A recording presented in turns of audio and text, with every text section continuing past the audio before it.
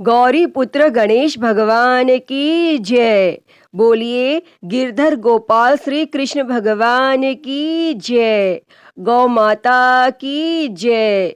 श्री शिवाय नमस्तुभ्यम। प्रिय भक्तजनों, आप सभी को बछबारस की हार्दिक शुभकामनाएं। भक्तजनों, आज भाद्रपद माह कृष्ण पक्ष की द्वादशी तिथि है और आज बछबारस का व्रत है। इसे गो उत्सव द्वादशी के नाम से भी जाना जाता है। महिलाएं इस व्रत को संतान की लंबी उम्र, उज्जवल भविष्य और खुशहाल जीवन के लिए रखती हैं और संतान प्राप्ति की इच्छा रखने वाली महिलाओं के लिए यह व्रत बड़ा ही खास माना जाता है। इस दिन गाय और बछड़े की पूजा की जाती है क्योंकि गाय माता में 33 कोटि देवी देवता समाहित है और आज के दिन जो भी मनुष्य इस कथा को सुनता है उसे अंत काल में गौलोक में स्थान प्राप्त होता है और वहाँ गाय के शरीर में जितनी भी रोए हैं उतने समय तक अथाह सुख मिलता है। तो आप सभी भक्तजन इस मनोकामना को पूर्ण करने वाली कथा को बड़ी ही श्रद्धा, ध्यान पूर्वक और प्रसन्नचित्त मन से सुनिएगा और इस कथा को अधूरा छोड़कर गौ माता का निरादर ना करें। इस कथा को पूरा अवश्य सुने। तो सभी प्रेम से बोलिए गौ माता की जय। वृंदावन बिहारी लाल की जय। पौराणिक कथा के अनुसार प्राचीन समय में भारत में स्वर्णपुर नामक एक नगर था। वहाँ देवदानी नाम का एक राजा राज्य करता था। उसके पास एक गाय और एक भैंस थी और राजा की 2 रानियां थी। एक का नाम सीता और दूसरी का नाम गीता था। सीता को भैंस से बड़ा ही लगाव था और वह उससे बहुत नम्र व्यवहार करती थी और उसे अपनी सखी के समान प्यार करती थी। और वहीं राजा की दूसरी रानी गीता गाय से सखी सहेली के समान और बछड़े से पुत्र समान प्यार और व्यवहार करती थी। और यह देखकर भैंस ने एक दिन रानी सीता से कहा कि गाय बछड़ा होने पर गीता रानी मुझसे ईर्ष्या करती हैं।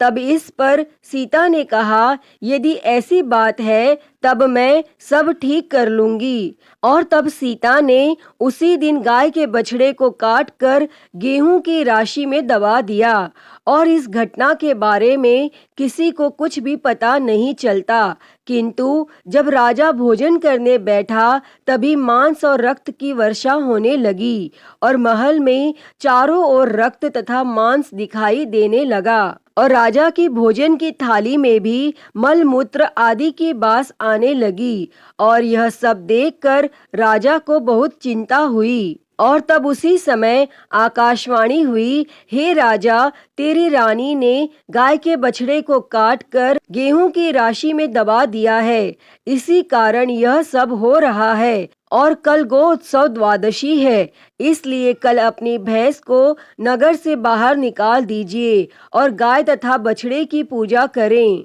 और इस दिन आप गाय का दूध तथा कटे फलों का भोजन में त्याग करें। इससे आपकी रानी द्वारा किया गया पाप नष्ट हो जाएगा और बछड़ा भी जिंदा हो जाएगा। अतः सभी ने गौ माता का पूजन किया और गौ माता का बछड़ा पुनः जीवित हो गया और राजा का परिवार सुखी संपन्न हो गया। तो सभी प्रेम से बोलिए गौ माता की जय। प्रिय भक्तजनों, आइए अब सुनते हैं बछबारस की दूसरी कथा। बहुत समय पहले की बात है। एक गांव में एक साहूकार अपने 7 बेटों और पोतों के साथ रहता था। उस साहूकार ने गांव में एक तालाब बनवाया था, लेकिन 12 वर्षों तक वह तालाब पानी से भरा नहीं। और तब तालाब में पानी नहीं भरने का कारण पूछने के लिए उसने विद्वान पंडित को बुलाया। तब पंडित ने कहा कि इसमें पानी तभी भरेगा जब तुम या तो अपने बड़े बेटे या अपने बड़े पोते की बलि दोगे। तब साहूकार ने पंडित की बात मानकर अपनी बड़ी बहू को पीहर उसके मायके भिजवा दिया और साहूकार की बहू हमेशा बछबारस का व्रत कर बछबारस की कथा सुनती थी। तब बड़ी बहू के पीहर जाने के बाद साहूकार ने बड़े पोते की बलि चढ़ा दी। तब घनघोर मेघ बरसने लगे और तालाब भर गया और इसके बाद बछबारस आई और सभी ने कहा कि अपना तालाब पूरा भर गया है, इसकी पूजा करने चलो। तब साहूकार अपने परिवार के साथ तालाब की पूजा करने गया और वह अपनी दासी से बोल गया था कि गेहूंला को पका लेना। गेहूंला से तात्पर्य गेहूं के धान से था, लेकिन दासी समझ नहीं पाई। दरअसल गेहूंला गाय के बछड़े का भी नाम था और उसने गेहूंला को ही पका लिया। और तब बड़े बेटे की पत्नी भी पीहर से तालाब पूजने आ गई थी और तालाब पूजने के बाद वह अपने बच्चों से प्यार करने लगी। तभी उसने बड़े बेटे के बारे में पूछा और तभी तालाब में से मिट्टी में लिपटा हुआ उसका बड़ा बेटा निकला और बोला, माँ मुझे भी तो प्यार करो। तब सास बहू एक दूसरे को देखने लगी। तब सास ने बहू को बलि देने वाली सारी बात बता दी। फिर सास ने कहा कि बछबारस माता ने हमारी लाज रख ली और हमारा बच्चा वापस दे दिया। और तब तालाब की पूजा करने के बाद जब वह वापस घर लौटे तो उन्होंने देखा बछड़ा नहीं था। तब साहूकार ने दासी से पूछा, बछड़ा कहाँ है? तो दासी ने कहा कि आपने ही तो उसे पकाने को कहा था। तब साहूकार ने कहा, एक पाप तो अभी उतरा ही है, तुमने दूसरा पाप कर दिया। तब साहूकार ने पका हुआ बछड़ा मिट्टी से दबा दिया और शाम को गाय वापस लौटी तो वह अपने बछड़े को ढूंढने लगी और फिर मिट्टी खोदने लगी। तभी मिट्टी में से बछड़ा निकल गया और जब साहूकार को पता चला तो वह भी बछड़े को देखने गया। तब उसने देखा कि बछड़ा गाय का दूध पीने में व्यस्त था। तब साहूकार ने पूरे गांव में यह बात फैलाई कि हर बेटे की माँ को बछबारस का व्रत करना चाहिए। अतः हे बछबारस माता, जैसा साहूकार की बहू को दिया वैसा हमें भी देना। इस कहानी को कहते, सुनते और हुंकारा भरने वालों की सभी मनोकामना पूर्ण करना। तो सभी प्रेम से बोलिए, बछबारस माता की जय, गौ माता की जय, वृंदावन बिहारी लाल की जय। प्रिय भक्तजनों, आइए अब सुनते हैं सभी मनोकामनाओं को पूरी करने वाली अगली कथा। एक बार की बात है, यशोदा माता प्रभु श्री कृष्ण जी की शैतानियों से तंग आ गई और छड़ी लेकर भगवान श्री कृष्ण जी की ओर दौड़ी। और जब प्रभु ने अपनी मैया को क्रोध में देखा तो वह अपना बचाव करने के लिए भागने लगे और भागते भागते श्री कृष्ण जी एक कुम्हार के पास पहुँचे। लेकिन कुम्हार तो अपनी मिट्टी के घड़े बनाने में व्यस्त था।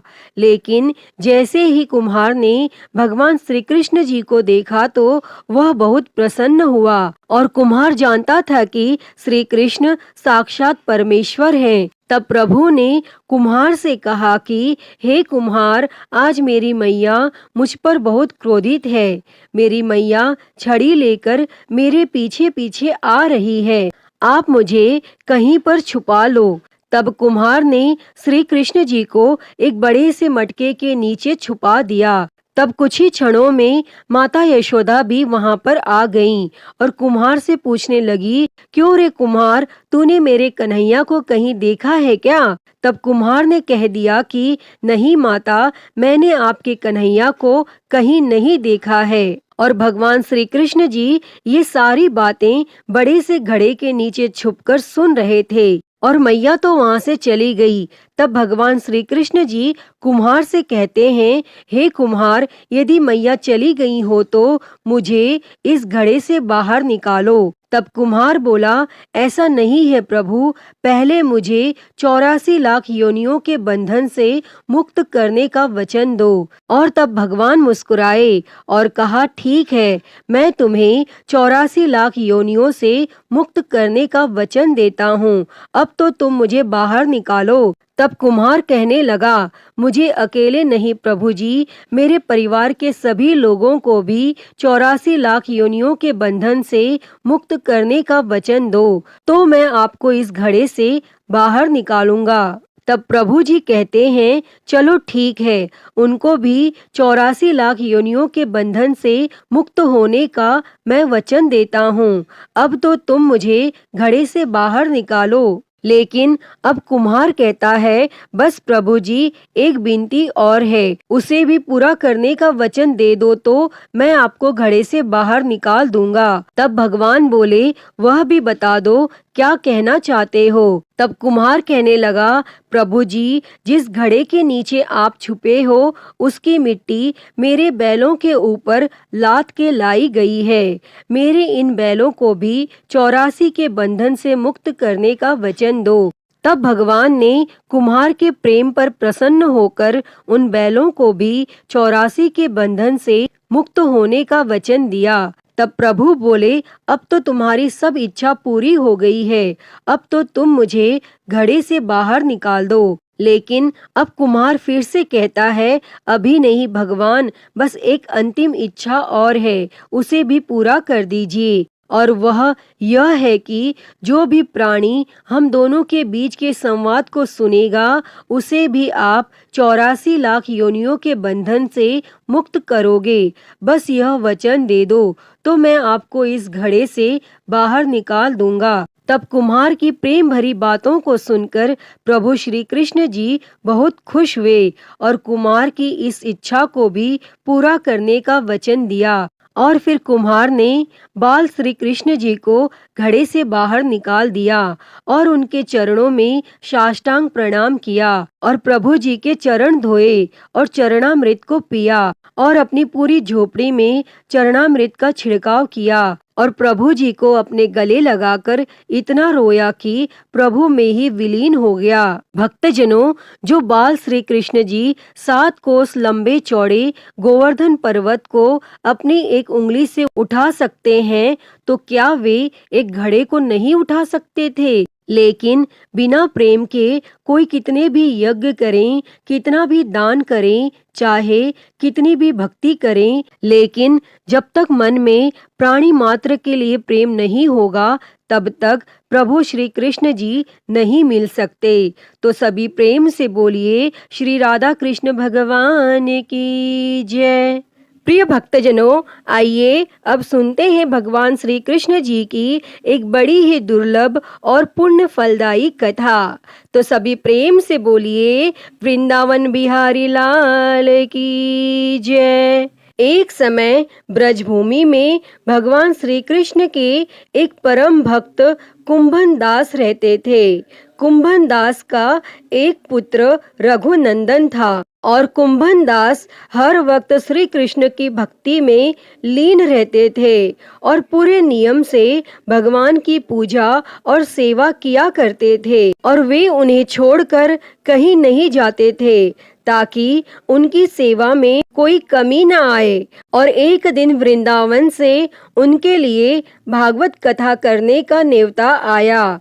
तो पहले तो कुंभन दास ने मना कर दिया, लेकिन कुछ सोच विचार कर बाद में वे कथा में जाने के लिए तैयार हो गए और उन्होंने सोचा कि भगवान की सेवा की तैयारी करके वे रोजाना कथा करके वापस लौट आएंगे और जिससे भगवान की सेवा नियम से हो सकेगी और यह सेवा टूटेगी नहीं।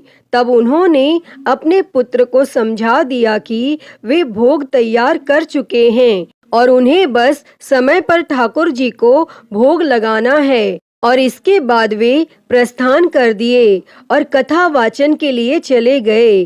तब कुंभन दास के पुत्र रघुनंदन ने भोजन की थाली श्री कृष्ण के सामने रखी और सरल मन से आग्रह किया कि हे ठाकुर जी, आओ और भोग लगाओ। और रघुनंदन दास के मन में भगवान श्री कृष्ण की बाल रूप में छवि थी, तो वे सोच रहे थे कि भगवान आकर अपने हाथों से भोजन करेंगे जैसे हम सभी करते हैं। तब उसने बार बार आग्रह किया, लेकिन भोजन तो वैसे का वैसे ही रहा और अब रघुनंदन उदास हो गया और रोते हुए भगवान श्री कृष्ण को पुकारने लगा कि हे कृष्णा, आओ और भोग लगाओ। भक्तजनों, तब कहते हैं ना कि जो बच्चे हृदय से भगवान को पुकारते हैं तो भगवान को आना ही पड़ता है। वैसे ही रघुनंदन के इस पुकार के बाद भगवान श्री कृष्ण ने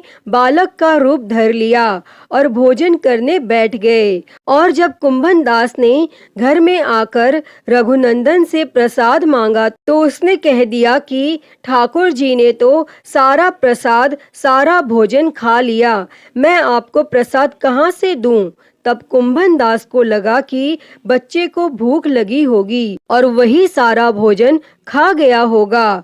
लेकिन अब तो यह रोज की कहानी हो गई थी और अब कुंभन दास को शक होने लगा तो उन्होंने एक दिन लड्डू बनाकर थाली में रखे और छुपकर देखने लगे कि रघुनंदन क्या करता है। तब रघुनंदन ने रोज की तरह ही भगवान श्री कृष्ण को पुकारा और वे बालक के रूप में प्रकट हो गए और लड्डू खाने लगे। तब यह देखकर कुंभन दास दौड़ते हुए आए और प्रभु के चरणों में गिरकर विनती करने लगे। और तब उस समय भगवान कृष्ण के एक हाथ में लड्डू और दूसरे हाथ वाला लड्डू उनके मुंह में था कि वे एकदम मूर्ति हो गए। तो प्रिय भक्तजनों, इसके बाद से ही उनकी इसी रूप में पूजा की जाती है और वे लड्डू गोपाल कहलाए जाते हैं। तो सभी प्रेम से बोलिए जय श्री कृष्णा, राधे राधे। प्रिय भक्तजनों, तो मैं उम्मीद करती हूँ कि आपको आज की यह कहानी पसंद आई होगी और अगर वीडियो अच्छी लगी हो तो इसे लाइक करें, ज़्यादा से ज़्यादा शेयर करें और कमेंट में गौ माता की जय लिखना ना भूलें और महाकाल भक्ति ज्ञान चैनल को सब्सक्राइब कर नोटिफिकेशन बेल को ज़रूर ऑन कर लें। हर हर महादेव। धन्यवाद।